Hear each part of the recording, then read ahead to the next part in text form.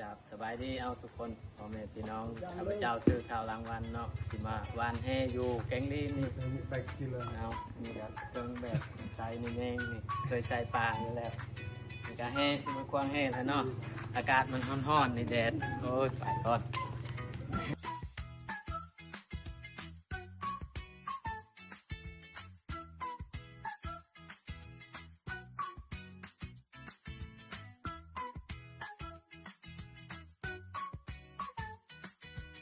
นำสิและน้องในเขตหมู่บ้านแก้งลิ้นจะมีอีกชื่อหนึ่งว่าแก้งลิ้น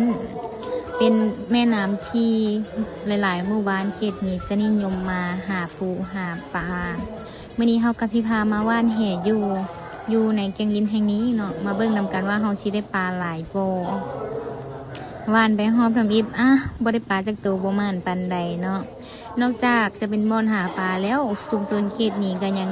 เป็นทางผ่านไปให้ไปนามมีเด็กๆมาสิบเบ็ดใส่โมงหลายเลยแต่ว่า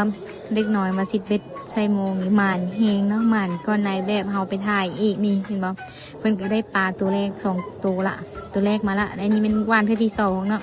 ได้อีก3ตัวเพิ่นก็ไปว่านอีกแล้วมาแป๊บเดียวนึงได้6ตัวละในแบบเฮาว่านไปประมาณ3 บาทบ่ได้ปลาจังตัวเนาะบ่ฮู้จุดพิกัดเด้บ่เป็นคนบ้านนี้เนาะ